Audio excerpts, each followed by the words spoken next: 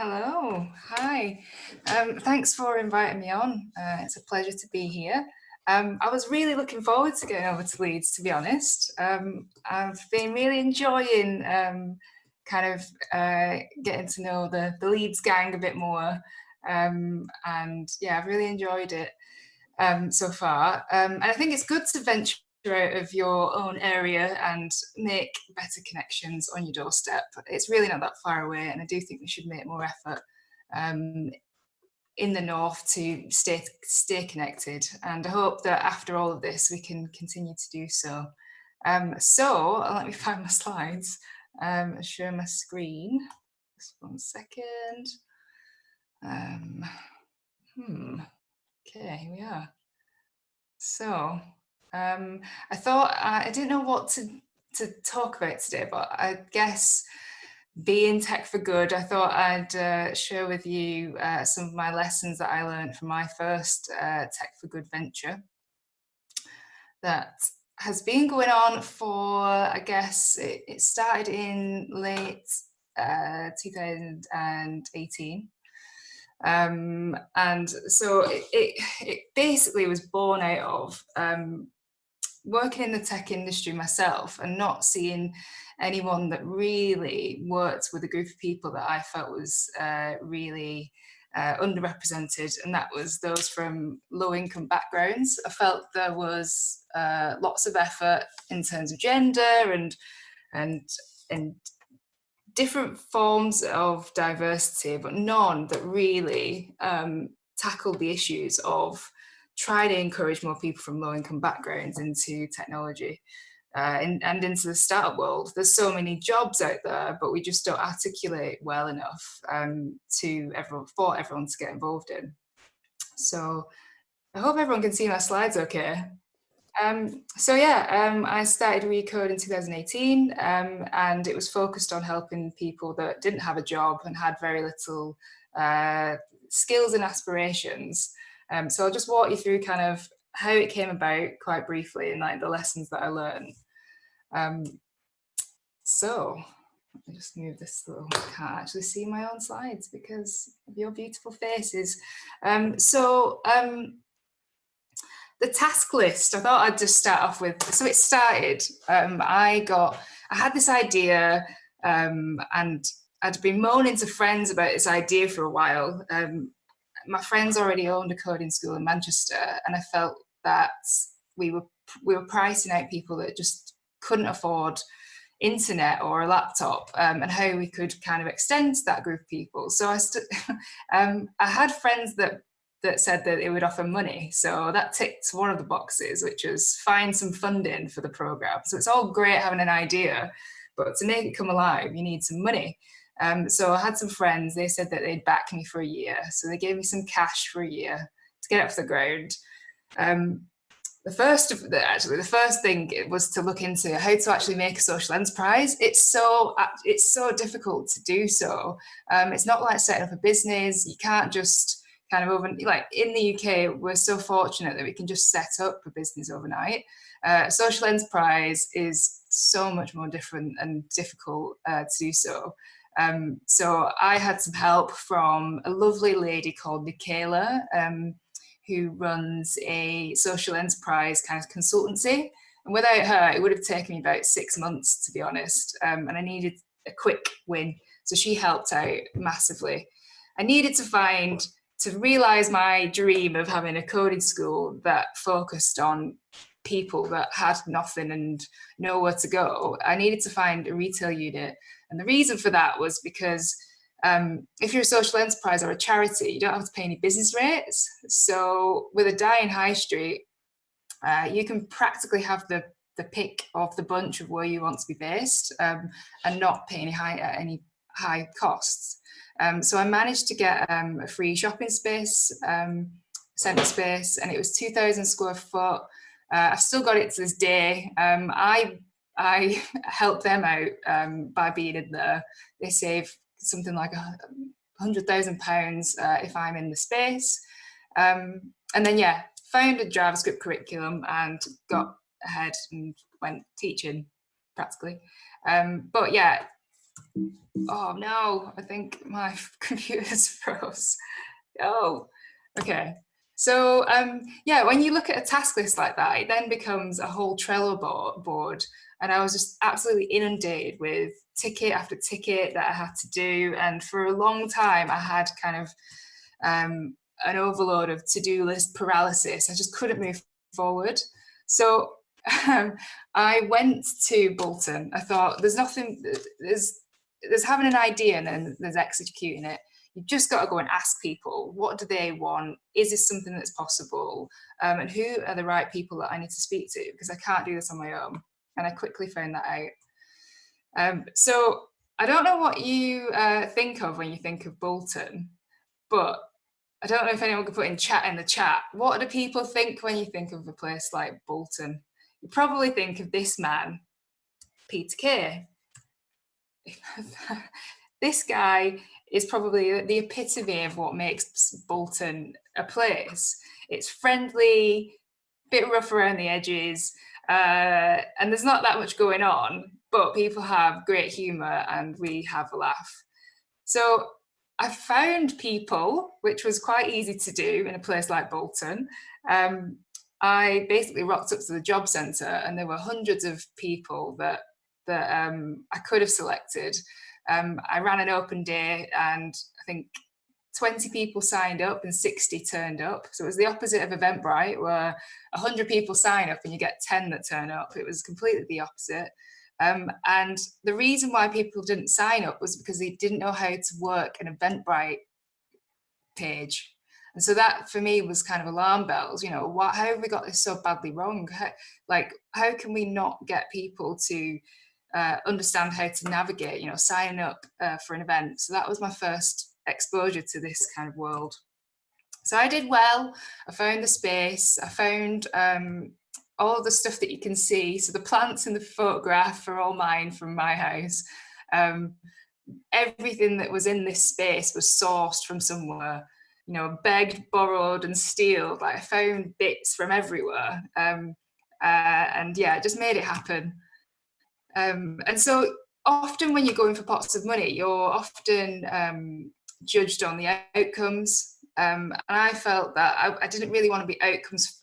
I did want to be outcomes focused, but my main aim was to make sure that people felt empowered and felt more employable on the back of it. And my most kind of proud metric that I recorded was that 91% of people felt they had a significant increase in their mental health and well-being. Right now in the current climate with coronavirus, I'm just so pleased that I got to have that effect on people, because without that, they might not survive corona.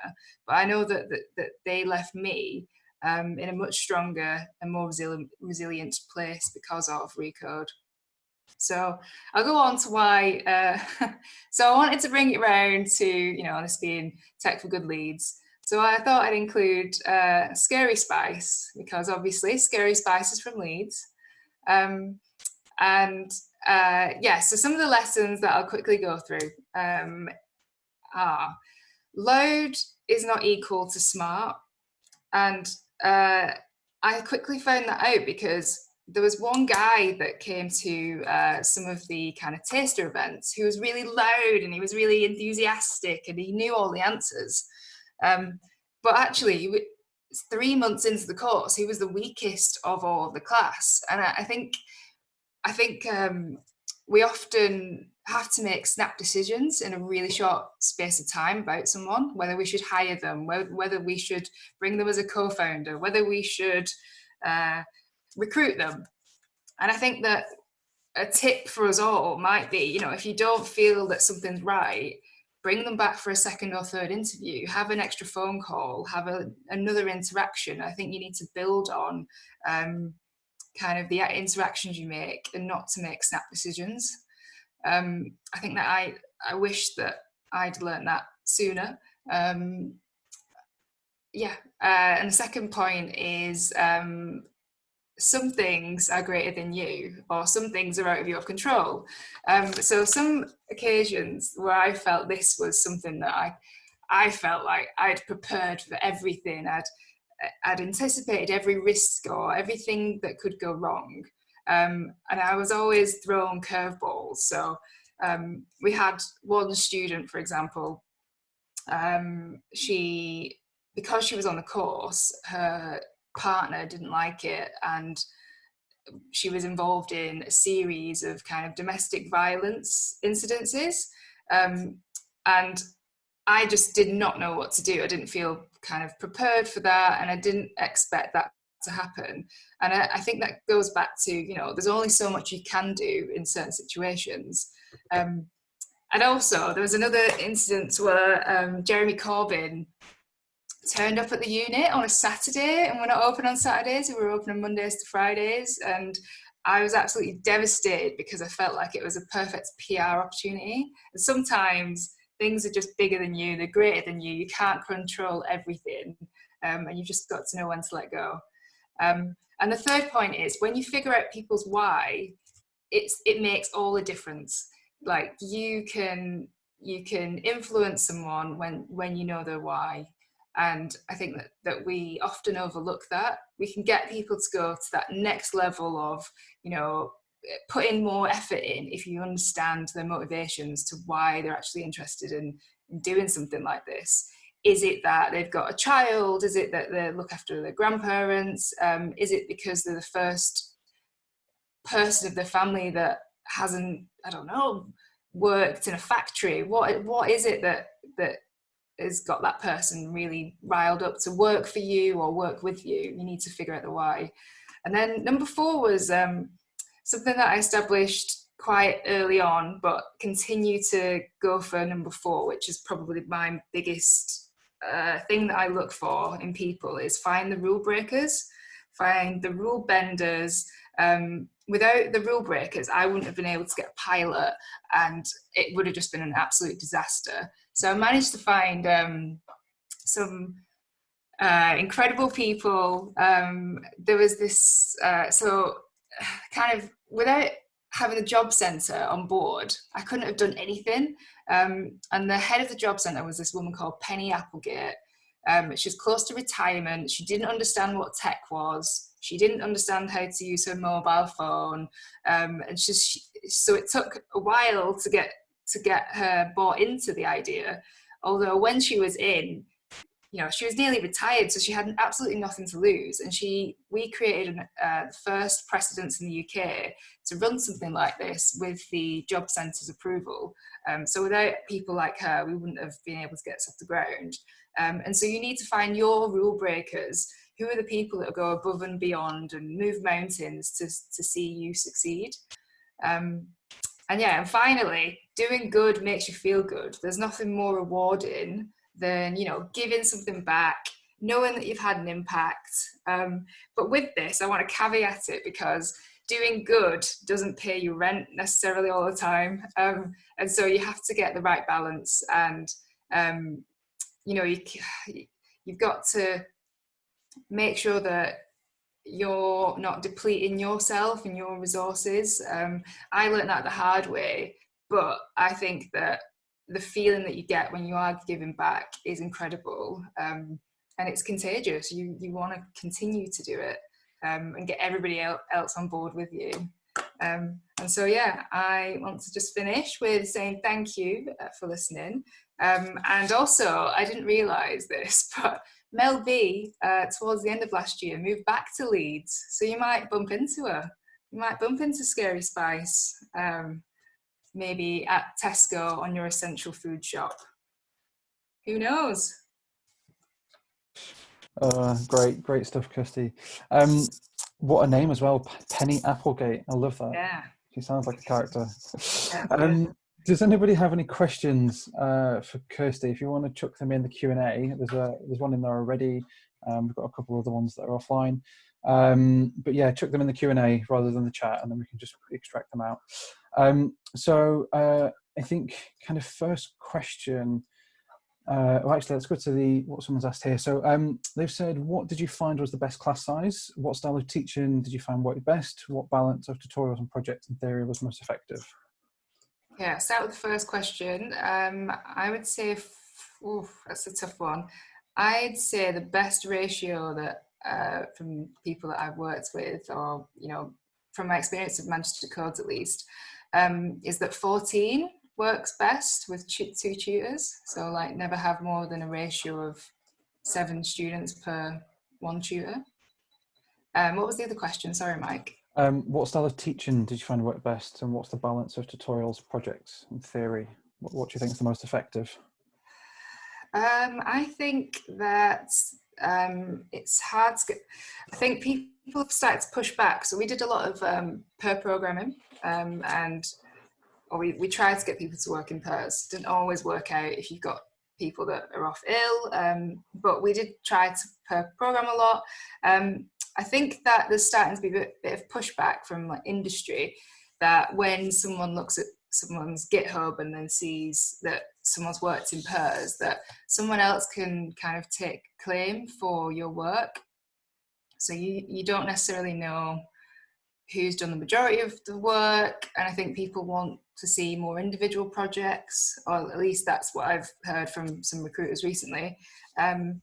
I think it's just getting a blend of projects, but projects are fun because you get to see what, why have I learned this? How can I apply it? So I think it's just getting the balance right. Cool, sounds good. A couple of other questions that have come through. What's your why? You mentioned, why is important. What's your why? Ooh, that's deep. What's my why? My why is because I'm very close to my 2 grandparents over in Bolton, which is part of why the project is in Bolton. But my why is that they live in close to what would probably class as poverty, and I want to make sure that I get to look after them. That's my why. And I know that they're not going to be here for much longer, hopefully long enough to get through coronavirus. But I hope that I can give them as much as I can whilst they're still alive. I don't know. They brought me up, and I'm indebted to them. That's my why. It's lovely. And I think finally, unless there's any other questions coming through on Q&A, what's sort of happening with Recode now? Oh, there's another one. So I've not been working on Recode for the last, 6 months. I don't know. I think that obviously, if I highlighted some gaps, I don't think that there needs to be kind of a 12-week coding skill bootcamp. I think there needs to be something before that. There needs to be a pre-course to that. I think, and that could be done in a shorter time frame with a similar effect. I don't know. I think I need to figure out kind of not whether Bolton's in the right place. I think there are more progressive councils to be partnered with, and places like Wigan are great. I think I'd be open to going to new places to trial it out. There needs to be a future. I think it really needs to exist. I think more so now than ever, we can see the cracks emerging within different groups of people, whether that be age and then being completely isolated and cut off digitally. But I think we're going to see some real big class divides. And I think we need to address that sooner rather than later. Yeah, absolutely. Thank you very much. There would normally be a big round of applause after all of this.